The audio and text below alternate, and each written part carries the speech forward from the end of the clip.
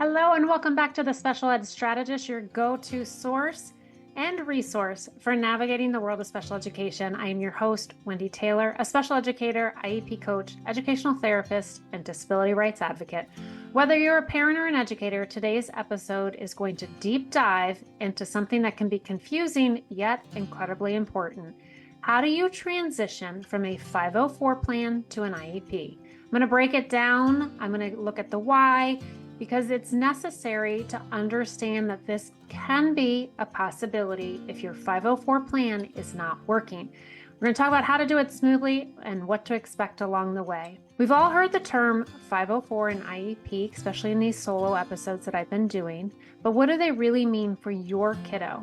How do you know which plan is right? And if you need to move from one to the other, what steps would you take? Stick with me today because we're going to unpack all of this in a practical, easy to understand, and most importantly, actionable for you as a parent or an educator. Before we get started, let me just set the stage between the difference between a 504 and an IEP. Let's start with the basics. So a 504 plan and an IEP are both designed to support students with disabilities, but they come from different legal frameworks and serve as different purposes. So a 504 is governed by Section 504 of the Rehabilitation Act of 1973. This is a civil rights law that prohibits discrimination against individuals with disabilities. A 504 plan provides accommodations that ensure a student has equal access to their education. Think of it like extended time for tests, breaks during class, seating arrangements. So it helps a student have that level playing field, and it's designed for kids who can stay in the general education classroom, but just need some little supports and some adjustments to thrive. On the other hand, an IEP falls under the Individuals with Disabilities Education Act, or IDEA, and this is an educational law designed to ensure students with disabilities receive a free and appropriate public education. So the key difference here is that IEPs don't just offer accommodations, they provide specialized instructions. So these are services like speech therapy, occupational therapy, targeted academic interventions that are needed for a student to make progress. Here's a key point to remember. While all students with IEPs qualify for a 504, not all students with a 504 plan qualify for an IEP. So what do I mean here? An IEP for a student who needs something more than accommodations.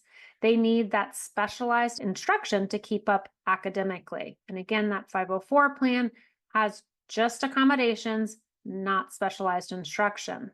Now you might be wondering, can a student have both a 504 and an IEP at the same time? Technically, no, because an IEP includes everything that a 504 would offer. The accommodations you would typically find in a 504 plan, again, things like extra time, preferential seating, extra breaks, those are going to be built into your IEP. So when a student qualifies for an IEP, the IEP itself will cover what the 504 plan would provide and more.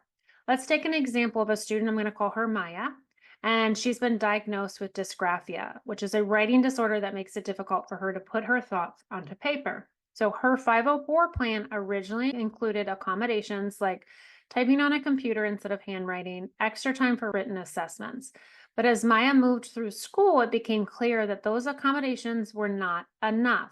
She also needed specialized instruction to build her writing skill capacity, as well as speech therapy to help for her verbal processing. So once Maya qualified for an IEP, her new plan not only include her previous accommodations, but also did lay out specific instructional goals and services to help her improve her writing. So while Maya did have that 504 plan and an IEP, her IEP did everything that the 504 plan did and more. So the IEP became the more comprehensive support plan. So now let's talk about when you would transition from a 504 plan to an IEP and that necessity. So often it becomes clear that a 504 plan is no longer enough when accommodations alone aren't bridging that gap. And it could really be transition times that parents start to see this. So transitioning Typically, it's usually these bigger grades where curriculum shifts. Like when you are transitioning from, say, third grade, which is a curriculum shift from learning to read to reading to learn, to maybe sixth grade, going from an elementary school to a middle school where there are multiple teachers and you're moving around. High school, those demands are different, or post-secondary transition. So we're looking at maybe the kids' performance isn't improving, or perhaps their behavior in classrooms is becoming more of a challenge. So some signs that you may want to start to explore at IEP would be widening those academic gaps. So despite having accommodations, your kiddo just isn't making adequate academic progress. So it could be in reading, writing, math, any of those core subjects. There's an increase in behavioral concern. And again, all of these are not just a blip on the radar. You're looking for a smooth, consistent trajectory of this widening or changes and shifts. So teachers or administrators may raise issues related to emotional regulation, attention, or behavior. Those concerns may require more than just accommodations. They may need specialized behavioral support or counseling. And then also if you need a need for related services. So your child may need speech therapy, occupational therapy, or other related services that a 504 plan does not offer. Related services do fall under that IEP. So these services are, again, part of that IEP that a 504 wouldn't offer. So if, as we grow and we develop and we're looking at our kids and their progress, if there's this widening difference and our new things are coming to light, that is the time to start asking the questions and always documenting the data so that when you're asking the questions, you have the data to back it up. Let me give you an example. So I worked with a student. I'm going to name her Emily. She had ADHD and anxiety and started with a 504 plan that gave extra time, seating near the front of the classroom, permission to take breaks when she was overwhelmed. But after a year, Emily was still struggling, both academically and socially. And again, I always say bell to bell, look at all of the comprehensive school day. So her parents decided to request an evaluation for an IEP with some guidance. And as a result, she received a more comprehensive support. So her IEP included not only her accommodations, but also regular counseling sessions and specialized instruction to address her reading challenges. So the key takeaway here is to pay attention to how your kiddo is doing. Again, academically, socially, behaviorally, communication, physically, bell to bell. And if that 504 plan just isn't doing enough, it could be that time to start exploring the possibility of an IEP. Now we've discussed when a transition might be necessary, but let's talk about how to make that transition. So the process can seem daunting, but with the right preparation, you can advocate effectively for your kiddo. Before I keep going, I do want to go ahead and make this plug. There's a course on learningessentialsedu.com. It is from me. It will give you all the information on how to get an IEP. So even if you're familiar with the world of special education, it may be a good time. It is 90 minutes. There's 4 modules. Lots of downloads for you, actionable items, and I will walk you through everything from what are your rights, how to request the IEP, what does the eligibility and the evaluation process look like, and how to follow up from there. And great news, it is only $19. So I'm going to give you some tips here, but if you need more information, that's where to find it. The first thing you're going to do is request a formal evaluation from school. That evaluation is critical because it's going to determine whether your kiddo qualifies for an IEP.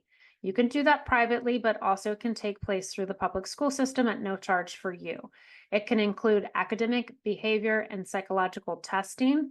Be sure to put this request in writing and ask for the timeline so that you're aware of when you put something in writing, when the meeting takes place, if testing is going to occur, what does that look like so that you have all that information in that timeline.